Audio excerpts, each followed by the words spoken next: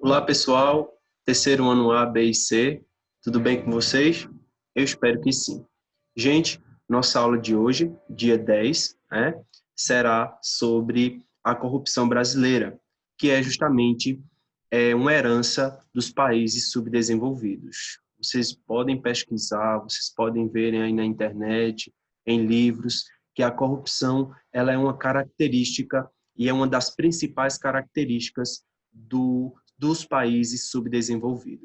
E é claro que ela não é diferente, por exemplo, num país como o nosso, o Brasil, das quais vocês, eu e todos os nossos familiares, todo mundo sente na pele a corrupção quando a gente vai para um hospital e não tem medicamento, quando a gente viaja e naquela via ali não tem um asfalto adequado, enfim, falta de saneamento básico, dinheiro que é jogado no lixo e vai para os bolsos de poucas pessoas, ao invés de serem investidos aí, por exemplo, em educação, em segurança e também na vida social em um todo, tá? Então, a gente vai ver que a corrupção foi uma herança deixada desde o período colonial, principalmente aqueles países que foram colonizados aí com a característica de colonização de exploração, como grande parte ou todos os países da América Latina. Então, vamos ver a corrupção brasileira, uma herança aí que foi deixada para os países subdesenvolvidos e nós vamos ver especificamente um pouco do histórico e a visão da sociologia frente à corrupção, que é um dos principais problemas dos países subdesenvolvidos. Se a democracia no Brasil não é tão desordenada quanto parece, por que a política brasileira é tão mal vista? Né? Por que a gente tem um olhar tão negativo para a política, né? E a gente acaba achando que todo político é corrupto, né? Isso é em decorrência da maneira de como o Estado Nacional, ao longo do tempo, conduziu a sociedade nos aspectos econômicos e políticos, né? Sempre de forma fraudulenta, né? Sempre através de fraudes, através de escondidas, do que chamam aí de jeitinho brasileiro, né? E a gente acabou que herdando esse país corrupto e a gente acaba que associando a corrupção, principalmente à política nacional. Principalmente porque a corrupção, isto é, o uso de recursos públicos para fins particulares, é muito grande no país. Uma sucessão de escândalos envolveu diversos governos brasileiros, desde o período colonial, pessoal, até hoje, segundo o cientista político Leonardo Avritzer, de 1959, em uma pesquisa de 2009, creio eu que 1959 seja o ano do seu nascimento, né? Em uma pesquisa de 2009, 73% dos entrevistados manifestaram uma opinião de que a corrupção no Brasil é muito grave. Claro que não precisa ser estudioso para saber que a corrupção ela é grave, principalmente no país como o Brasil, que é tão grande, né? Onde existe uma grande quantidade de pessoas pobres que precisam desse dinheiro que vai para é, para os particulares, para o bolso de uma pequena parcela da população corrupta no Brasil. Como a ciência política pode contribuir para explicar a corrupção brasileira? Os cientistas políticos não são policiais ou juízes. Não é papel deles investigar denúncias de corrupção ou avaliar a culpa dos acusados. Entretanto, podem oferecer algumas pistas para entender as causas do fenômeno e identificar possíveis tendências de longo prazo quanto à corrupção no Brasil. É muito difícil analisar a corrupção. Por que é difícil de analisar a corrupção? Porque talvez ela comece por nós, nos pequenos atos, né? E a gente acaba que associando a corrupção apenas aos políticos, mas às vezes já as nossas práticas ou ações que nos rodeiam acabam que se tornando corrupção. Afinal de contas, não existe corrupção pequena ou grande. Corrupção é corrupção, tá? Nenhum corrupto vai responder sinceramente a um questionário com a pergunta: você deveria estar na cadeia por ter roubado o dinheiro do povo? Ele vai responder o quê? Qual será a resposta dessa pessoa corrupta, né? Também é difícil medir a corrupção pelos escândalos e divulgados na mídia. Talvez só venham a público aqueles que envolvem corruptos que se deixaram flagrar, né? Ao vacilar, né? Ao verificar que em certos períodos os escândalos diminuíram, não é possível afirmar se a corrupção diminuiu de fato ou se a política e a imprensa não identificaram os corruptos. Uma maneira de medir o nível de corrupção é perguntar a opinião das pessoas. Porém, esse método não é muito consistente por vários motivos. Em países sem democracia, a imprensa não é livre e a maior parte das pessoas nunca fica sabendo das práticas corruptas que acontecem. Primeiro porque é muito difícil, né? O corrupto, ele acaba criando mecanismos ali que não vão deixar as claras as suas ações, né, gente? Então, a corrupção ela acaba se tornando uma ação difícil de se combater.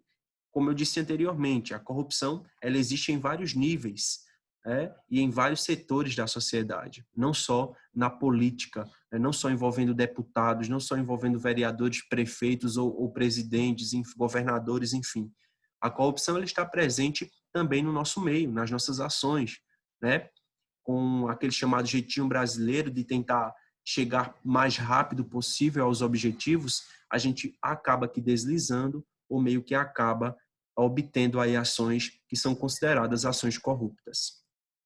Com base em uma pesquisa desse tipo, que além de perguntar para a população, leva em conta a opinião de especialistas, a ONG Transparência Internacional, sediada em Berlim, produz anualmente um relatório que analisa os índices de percepção de corrupção dos países do mundo inteiro. No mapa do próximo slide, os países estão classificados numa gradação de menos corruptos, amarelo para mais corruptos e vermelho escuro para os que são mais corruptos, né? Está aqui o mapa representado aí para vocês. Eu não vou levar muito em consideração esse mapa, porque se vocês observarem, nesse mapa aí, a quantidade de países, né, corruptos, né, elas são marcadas pela intensidade de cores. Quanto mais escuras as cores, mais corrupto significa que a região é. Olha o Brasil, né? O Brasil está basicamente aí num índice favorável à corrupção, né? E a gente sabe que não é, tá? Não podemos levar em consideração também esse mapa ao pé da letra. Segundo essa classificação, que repetimos, é muito imperfeita, né? Eu acabei de repetir para vocês, o Brasil tem níveis mais altos de corrupção que os países desenvolvidos, mas está mais ou menos no mesmo nível de países com renda semelhante. A renda é alta, a distribuição dessa renda pode ser alta. Não, aliás, o lucro pode ser alto, né? Existem vários setores econômicos distribuídos nos países subdesenvolvidos, né? Agora, para onde vai esse dinheiro, a distribuição desse dinheiro é que a gente sabe que vai para o bolso de poucas pessoas. Entretanto, na América do Sul, Uruguai e Chile apresentam menos corrupção do que o Brasil. Por mais incompleta que seja essa medição, é provável que a corrupção no Brasil seja alta. Mas será que hoje é maior do que já foi no passado? Como você pode imaginar, isso é ainda mais difícil de se compreender. Daí, uma boa pergunta para indagar a todos vocês que estão assistindo essa videoaula, né? Será que hoje é maior do que foi no passado a corrupção no Brasil? Façam uma análise de quando os portugueses chegaram aqui e tomaram conta dessas terras. Façam um comparativo com hoje, né? É uma boa ideia. É comum atribuir a corrupção no Brasil à tradição patrimonialista do Estado português, né? Como eu acabei de citar como exemplo, né? Portugal, no qual, como vimos, a fronteira entre o público e o privado não era nítida. Isso certamente é parte da resposta. Mas o país já é independente há quase 200 anos. O Estado brasileiro já passou por diversas reformas e ainda a corrupção sobrevive. E aí? Olha só o que o historiador José Murilo de Carvalho propõe para esse problema aí, né? Poxa, já se passaram 500 anos, né, da história política do Brasil, mas a corrupção ainda prevalece. O que acontece então? Olha a opinião de Murilo de Carvalho. Durante o século XX, o Estado brasileiro se tornou cada vez maior, controlando mais e mais riqueza e assumindo mais tarefas. Passou a cuidar da previdência social, do sistema educacional, do sistema de saúde, da exploração de petróleo através da Petrobras, uma empresa que inclusive foi criada no governo Vargas, no segundo mandato do governo Vargas, né? Isto é, no Estado brasileiro passou a haver mais dinheiro e, portanto, mais oportunidades para roubar. Ao mesmo tempo, houve pouca democracia. Antes de 1985, boa parte do crescimento do Estado se deu em períodos em que a imprensa era controlada, a oposição era proibida ou seriamente limitada em sua ação. Um exemplo disso foi o Estado Novo de Getúlio Vargas, né? E como resultado, não havia muita fiscalização do que o governo estava fazendo com os novos recursos que administrava. Outra questão também é a ditadura militar de 64 a 85, que a corrupção também se fez aqui no território brasileiro. Ora, a corrupção ela existe até hoje, né? Imagina há um tempo em que mídias digitais ou mesmo a própria internet ou jornais era algo ilusório para as pessoas, né? As pessoas, muitas nem conheciam o que era um jornal. O jornal era coisa de boêmio, né? Na primeira metade do século XX, né? Na segunda metade do século XX, Tom Jobim, Vinícius de Moraes vão retratar isso nas suas músicas, né? O jornal, a praia, Copacabana, né? Tudo isso era novo ainda, né? Os mecanismos de informação eram muito novos. Então, é claro que a corrupção era muito maior. Entretanto, há uma razão para sermos otimistas a médio e a longo prazo. A democracia, que desde 1985 está em vigor no Brasil, embora ainda exista muita corrupção no país, não é verdade que quando surge um escândalo ninguém faça nada. É provável que a descoberta dele seja resultado da eficiência da imprensa livre ou da vigilância da Polícia Federal. E aos poucos, nos poderes executivo, judiciário e legislativo, vão sendo tomadas medidas que tornam mais difícil a ação dos corruptos. Será? Né? Será? É uma boa deixa para a gente pesquisar.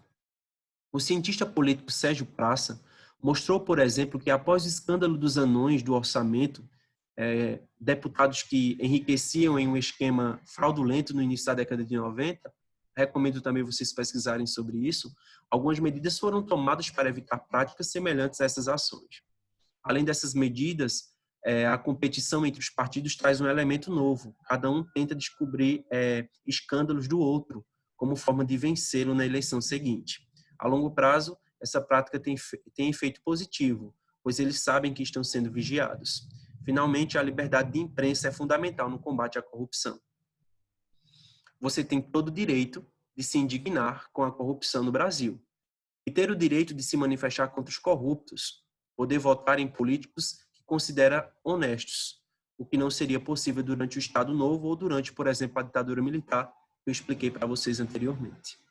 De poder, enfim, exercer sua cidadania, deverá favorecer com o tempo a diminuição da corrupção no Brasil. Vamos juntos contra a corrupção? Essa é a pergunta que eu deixo para vocês.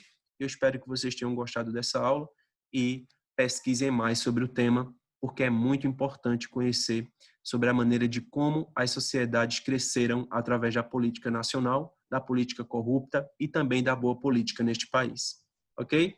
Tchau, gente. Um abraço para vocês e eu espero que todos vocês fiquem bem, fiquem com Deus, orem e se cuidem para que tudo isso passe logo. Tá bom? Tchau, gente. Um abraço saudoso para vocês do professor Anderson. Até mais.